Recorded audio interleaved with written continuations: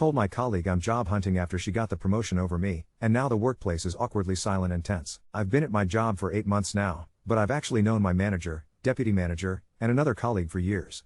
We all worked together for 2 years before I left in 2019 for a new role, where I stayed until last year.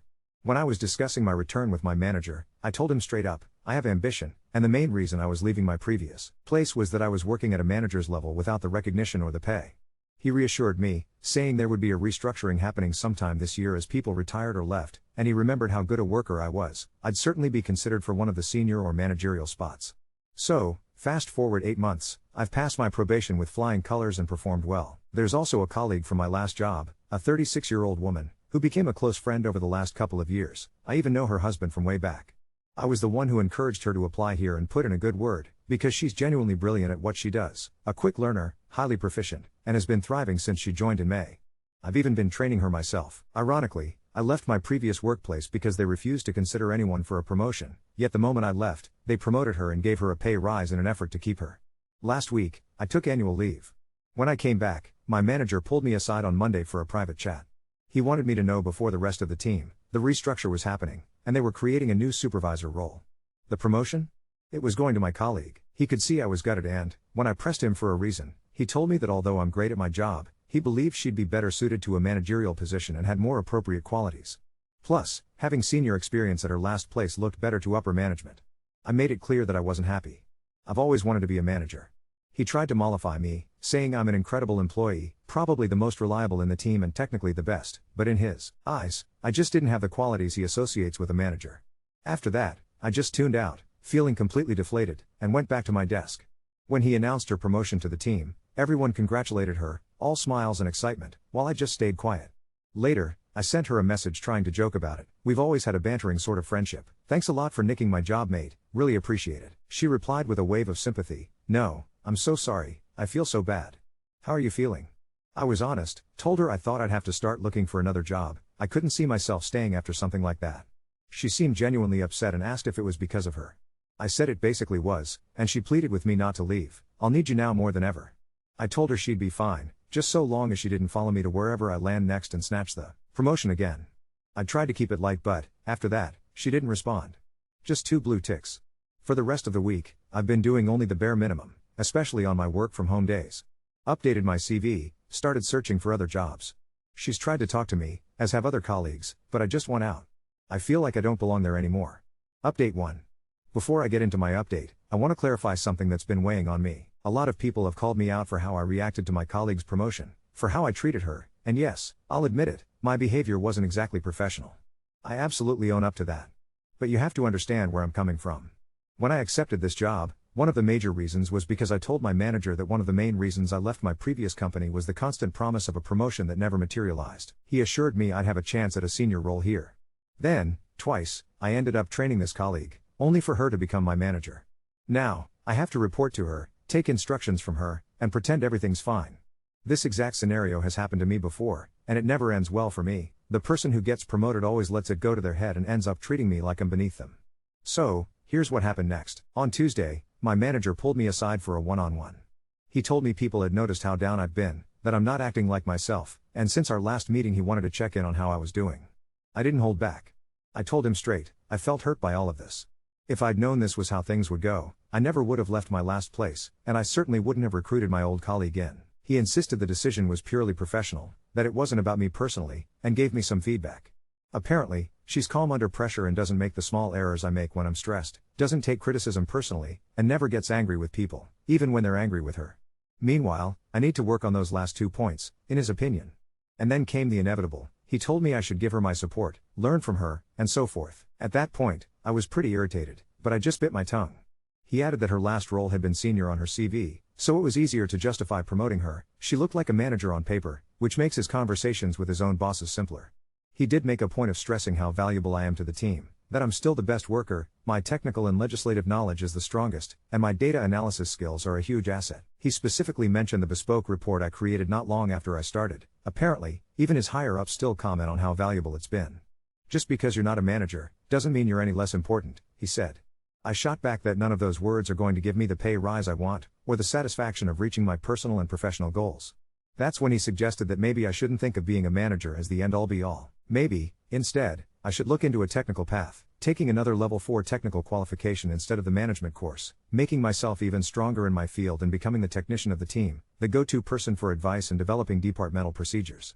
He said hardly anyone in the company takes this path, but I absolutely should.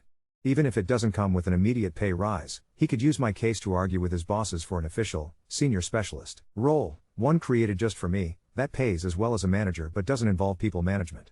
And even if that never happens, one of his long-term priorities is to raise our department's standing in the company and bump up everyone's grades and salary bands, so that eventually, being a manager wouldn't even matter as far as pay. He told me to think about all this and not do anything drastic. Just keep giving 100%, and we'd revisit it at my annual appraisal in 3 months. Honestly, I felt pretty low afterward. I haven't been slacking at work, but I definitely haven't been going above and beyond, either. My promoted colleague actually messaged me on Wednesday, asking if I wanted to go for a walk at lunchtime to clear the air and talk. I told her I'd rather not, that I needed some time to myself and had nothing to say yet. She respected that and said we could talk when I was ready.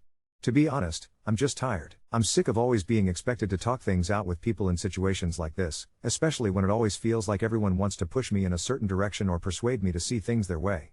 They talk at me, but no one actually listens. Right now, I just want to be left alone to think. Update 2. First and foremost, yeah, I didn't get that job. My old client contact rang to say they'd decided to try coping with their current in-house resources for the foreseeable future, just to see if it works out.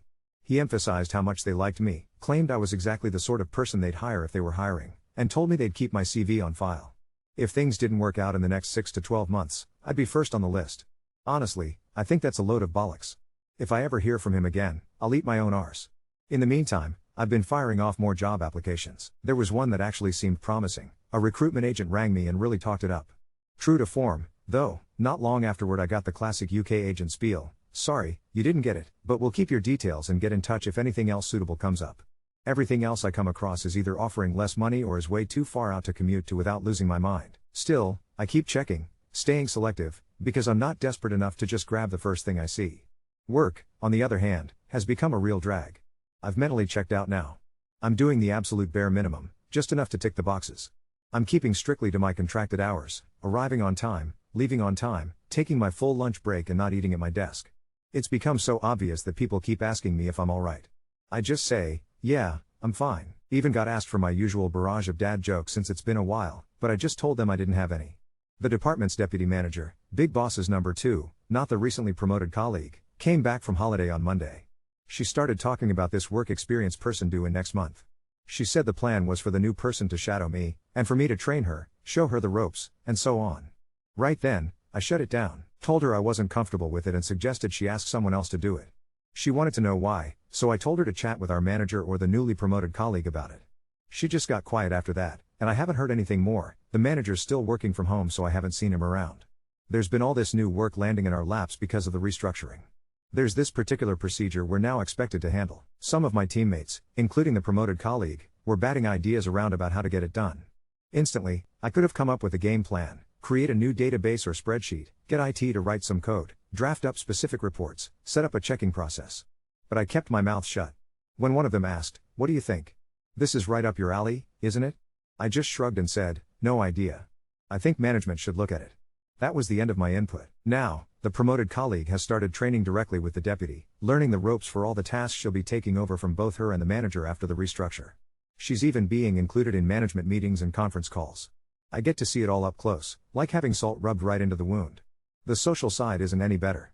Last night, there was a celebratory meal for the newly promoted colleague. The deputy manager and another colleague who'd just come back from holiday organized it as soon as the promotion was announced and insisted we needed a social evening. I flat out refused. Told them it was my karate class and I wouldn't miss a lesson.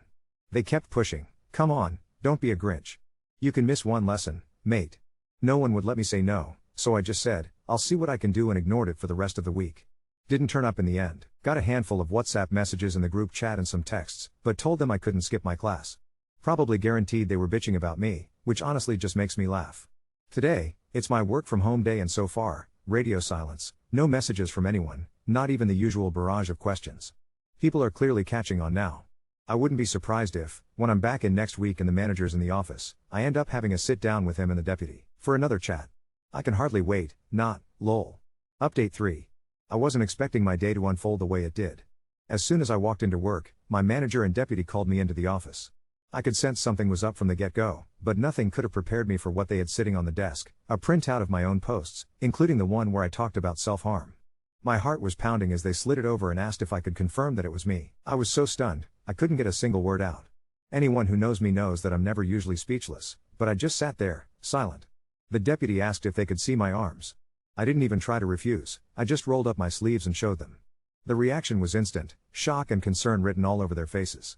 My manager looked at me, eyes wide, and just said, "Bloody hell, mate," as he stared at my burns. I had to know how they knew. That's when they told me, my promoted colleague had seen the post shared on social media, and she went straight to management out of concern. My manager looked me in the eye and said that, had he not seen those posts, we'd be having a completely different conversation. But now they couldn't ignore it, not if they genuinely cared about me. They told me they just wanted to help. He said last week would be written off, and I'd get a fresh start, but the help had to start now. He booked me a meeting with our employee assistance program, and made it clear, it wasn't optional anymore. I remember just slumping in my chair and telling him it didn't matter, that my career was probably ruined now and I'd never progress. He shut that down fast. He told me that shouldn't be my focus right now, that it was time to put my mental health first. But he also made it clear that the technical role I wanted was still within reach. He'd spoken to his boss already, and said as long as I showed I was serious, put in the work, did the course, I could still get there. It wasn't just empty promises.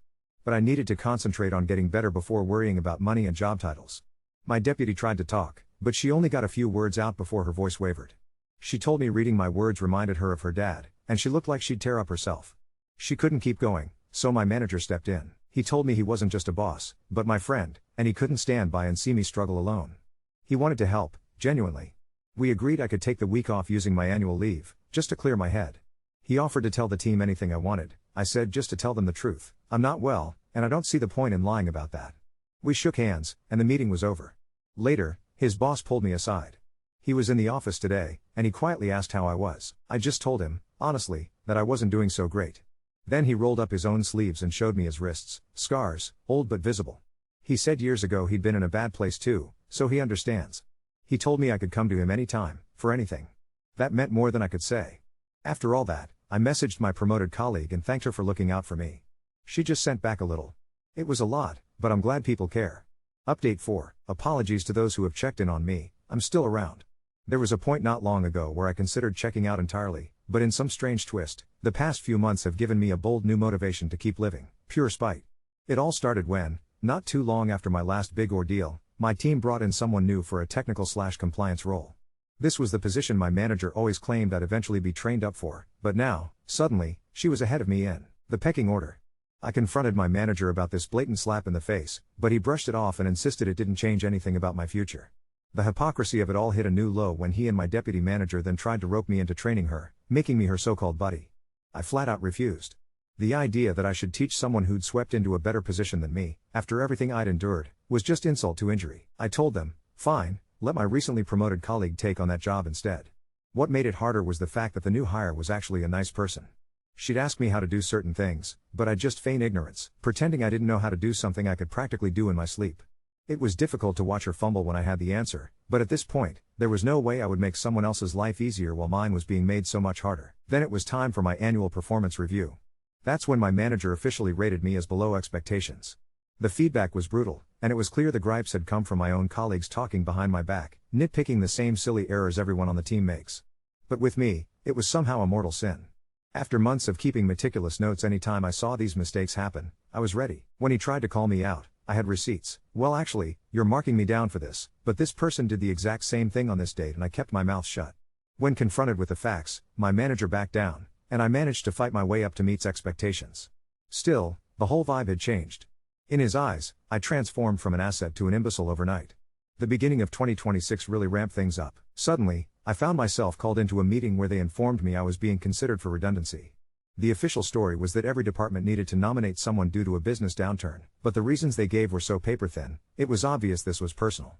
They expected me to quietly accept the basic redundancy package, just a month's pay in lieu of notice, plus 3 weeks ex gratia. I saw right through it and refused. Instead, I filed a complaint with HR about my treatment. I didn't just mention my manager, I called out the manager's manager, deputy manager, supervisor, that same colleague who'd been promoted before me, and even the new compliance lady. I cited specific incidents. Most were minor, but my thinking was simple. If I was going down, I was taking them with me. Of course, my complaint went nowhere, but it did make it harder for them to simply show me the door. Eventually, they came back with a much better offer: the standard month's pay in lieu of notice, the basic redundancy because I'd been there under 2 years, 3 weeks ex gratia, another full month ex gratia, plus all my unused holiday pay through the end of the ex gratia period, all tax-free. When it was all tallied up, it was about 8 weeks worth of pay on top of the month's salary. I realized that was probably as good as it would get, and accepted. My official last day was yesterday. Because my position was untenable, right, their words, not mine, they sent me on garden leave for the month. They actually had the nerve to ask if I wanted to attend a leaving meal. Hard pass. They even tried to send me a leaving present to my home. The moment I saw the delivery, I refused it. Didn't look like much anyway. I didn't even bother opening the card, straight into the bin. I've cut off all contact, blocked everyone on social media, gone entirely off the radar. So as of February 1st, I'm officially unemployed. Honestly, it's been a refreshing break. But there's a plot twist I didn't see coming. Turns out, a client from my old job is now bringing my specialized work in-house, cutting out the outsourcing middleman. Just last week, someone I used to work with reached out about a job opportunity. Despite the fact I haven't ever had official management training, it's a full-on managerial role. The money is impressive, £6,000 more than what I made before. I've got an interview lined up this week, and knowing the company, I'm almost certain they'll sponsor the professional management training if I ask for it.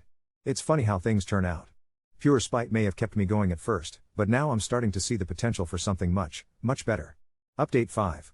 I had the interview on Thursday. I got there 10 minutes early on purpose and still ended up sat in reception watching a plant drip onto the exact same square of carpet again and again.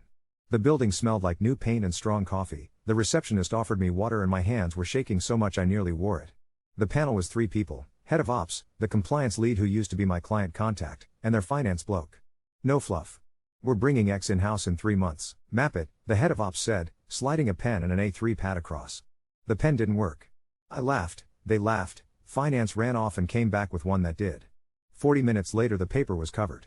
Intake routes, a triage layer, exactly where risk sat and how to quantify it, what bits could be automated with some basic scripting even if IT said no, the checks that needed a second pair of eyes and the ones that didn't. I talked through bottlenecks they didn't know they had because I've watched this exact process get mangled for years.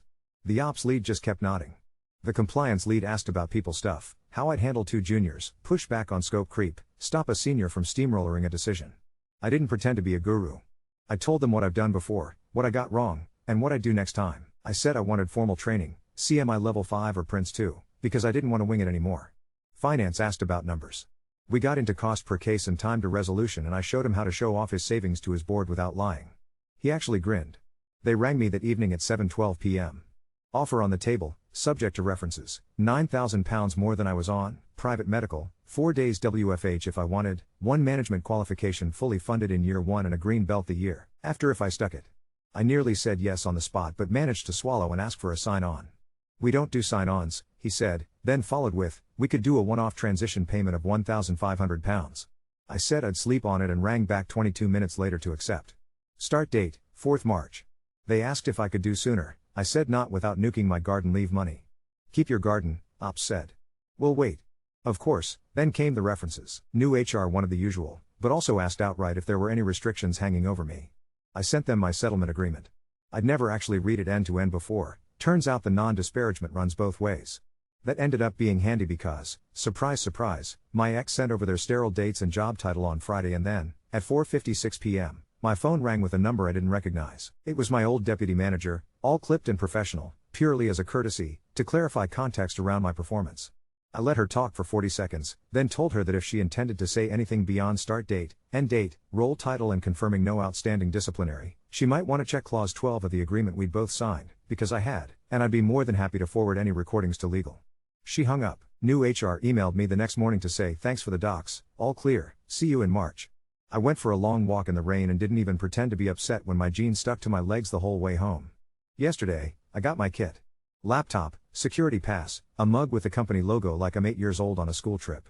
They'd booked me for a half day with IT on Monday to set up my access and then straight into a scoping session with ops, compliance and 2 people from their IT who have no written across their foreheads. I've already scribbled out a skeleton plan in a notebook I bought years ago and never used. Funny what spite can fuel. There was one hitch I didn't expect. HR sent me the candidate pack for the 2 analyst roles they want me to hire. 37 CVs. I was flicking through them when a name made my stomach drop. It took me a second because it wasn't her married name, she'd used her maiden name. Same qualifications, same dates, same last place. My old colleague. The one who was promoted over me. She'd applied for an analyst slot under me.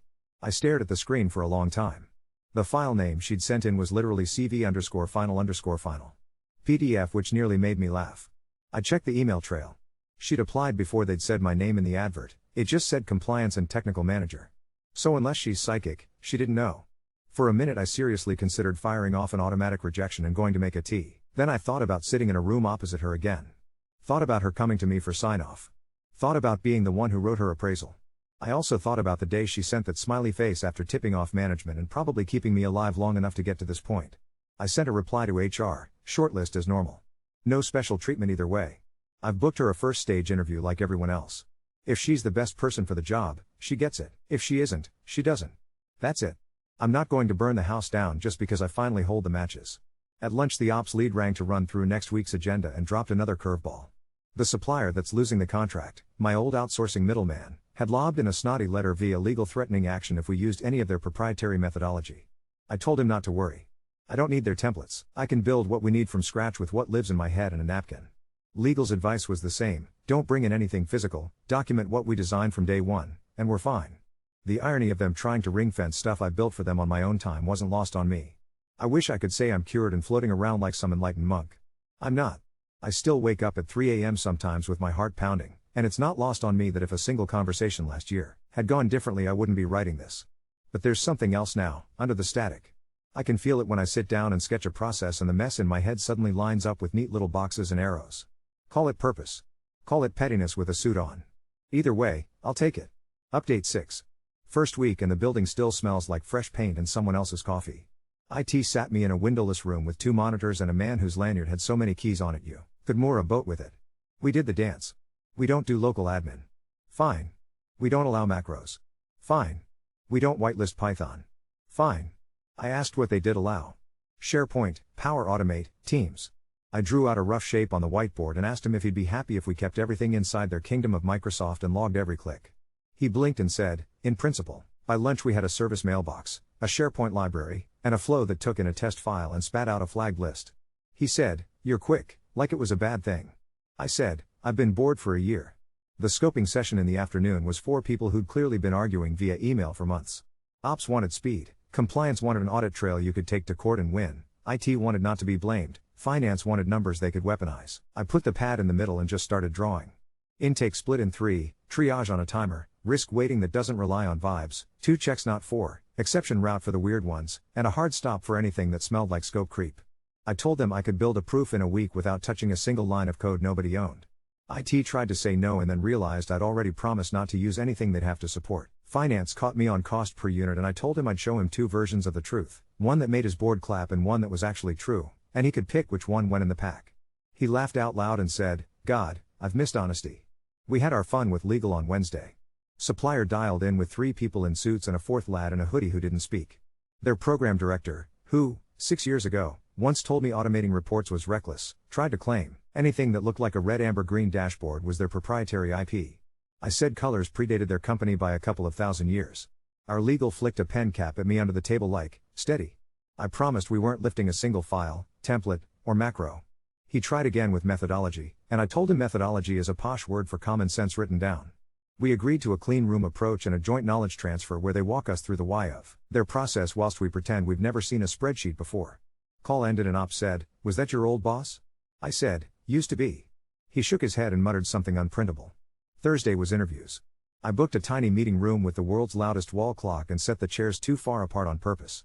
First 2 candidates were what you always get, one who could talk for Britain and one who could do the job if you drew them a map every morning. 3rd slot, it was her. She walked in before I could go and get her, and for a second we both did that half smile you do at funerals. She'd gone back to her maiden name on paper but she still had the same nervous habit of tucking her hair behind her ear when she was thinking. I didn't stand up. I didn't do small talk. Just, thank you for coming in, and straight into the scenario. I gave her the worst case I could think of. Messy intake, conflicting priorities, a senior breathing down her neck for a shortcut. She didn't rush. She asked for 5 minutes to scribble and then talked me through it like she was walking me down a corridor, door by door. She pushed back on the senior at the point where it mattered and let the unimportant thing slide. She flagged the place where I'd booby-trapped the data and caught it. She didn't drop the words she used to use when she wanted to sound grand, she just explained it like she was teaching someone. I asked her why she'd left the old place. She glanced at the clock and said, "I haven't. Yet." Then she told me she was in consultation. Business case said restructuring, reality was they needed a head on a platter and she was an easy one because her title had supervisor in it and her pay didn't. She said they'd offered her a redeployment pool and a job 2 grades down if she fancied a challenge. She kept her voice even, but her thumbnail was ragged where she'd chewed it. At the end, she said, "I know this is strange." I said, "It is." She said, "I didn't apply to follow you." I said, "I know." Then she did the thing I wasn't expecting. "I'm sorry," she said, looking right at me. For how it fell. I did try to be decent. I wasn't always. It wasn't a performance. It wasn't long. Just enough. I told her this wasn't that room, and if she got the job I'd expect her to do it and expect to manage her like anyone else. She nodded and said, "Good," like she was testing me. I sent her through to second stage. Afterwards I sat in the empty room and stared at the stupid clock for 6 full ticks. That night, I couldn't sleep. At 1:13 I gave up, made tea, opened the laptop and built the bones of the process with the tools we had. SharePoint library for intake with columns nobody bothers to set up in a flow that cut 40% of the faff by refusing to let people submit nonsense. A checker view that only showed what needed eyes and hid the noise. A little Power Query that did the bit nobody believes Power Query can do. Screenshots into a pack. Friday 9:02 I put it in front of Ops and Compliance. Compliance tried to break it and found one hole, we plugged it in 10 minutes. IT blinked again. Finance asked how much time it would save and I told him to come sit with me Monday and watch a live one go through in under an hour. He said, "I'll bring biscuits." At lunch, HR pinged me. One of the other candidates had tried to use the supplier as a reference and they'd sent back a line that danced a little too close to slander. I forwarded the settlement clause from my old agreement with a cheery highlight and told HR to file it somewhere safe. At 16:21, my phone buzzed with a LinkedIn request from my old deputy manager. I laughed so hard I spilled coffee on my hoodie and pressed ignore without wiping it up. Second stage interviews were today. Different room, this one with a plant that looked like it was dying of thirst and a view of a car park. We did a practical, gave them the same deliberately ugly dataset and a laptop with nothing on it but Excel and a timer on the table. She didn't ask for help. She got to 80% of the right answer in 30 minutes and explained why the last 20% was risky without a system in place. The other frontrunner panicked and tried to impress me with a pivot table that made no sense. When we were done, she stood up and said, "If I get it, I'll have to work my notice. 12 weeks. They'll put me on garden." I said, "That's fine. We're building for the long term." She paused at the door and said, "Are you happy?" I said, "Ask me again in a month." At 4, Ops dragged me into a room the size of a cupboard because the CEO had popped down and wanted to meet the person who'd made finance grin twice in a week. He was shorter than I expected and had a tie I couldn't stop looking at because it had tiny whales on it. He asked me to show him what we were doing in 5 minutes. I did it in 4. He asked what I needed. I said 2 people, not 1, and 1 day a month ring-fenced for me to do nothing but think and write rules, because if we didn't bake sense into it now we'd be writing apologies later. He looked at Ops nodded, CEO said, "Done," and walked out like Santa with a clipboard. When I got back to my desk there was an email from the supplier's legal attaching a reminder about their confidentiality provisions and a polite suggestion that we defer our knowledge transfer until the appropriate assurances were in place. Our legal replied with a wall of text I didn't fully understand and CC'd me. I wrote my bit at the bottom in plain English. We would not be importing or recreating any document, template or code from their environment. Everything we built would be authored by us and timestamped. If they believed a color or a shape belonged to them, they were welcome to take it up with the rainbow and Euclid. Legal deleted that last sentence before sending. Spoil sports. On the way out, HR stopped me and handed me a training form. "Pick one for quarter 2, she said. I ticked CMI because if I'm going to do the people bit I'd rather not do it by vibes anymore. Walking to the station it started to rain, cold and thin, and I didn't run. My phone buzzed again, unknown number. I answered and heard my old manager's voice for the first time in months. He said my name like it hurt. Then he said, "I heard you're building X, can I buy you a coffee?" I stood under the awning of a bakery that smelled like sugar and butter and thought about all the times I've swallowed something sharp to make someone else comfortable. Then I said, as politely as I could, "No, mate. You can send me an email. I'm not pretending I'm suddenly saintly. I still wake up wired some nights, and the mirror isn't always kind. But today I made a thing work that didn't before, and 3 different people asked me what I needed and then gave it to me. Monday I pick an analyst. Tuesday I sit finance down and show him a live case glide through in 53 minutes and 12 seconds, because I already timed it. And in a fortnight, if the plant in the second interview room hasn't died, I'll know we're onto something good, because even the greenery's hanging in there.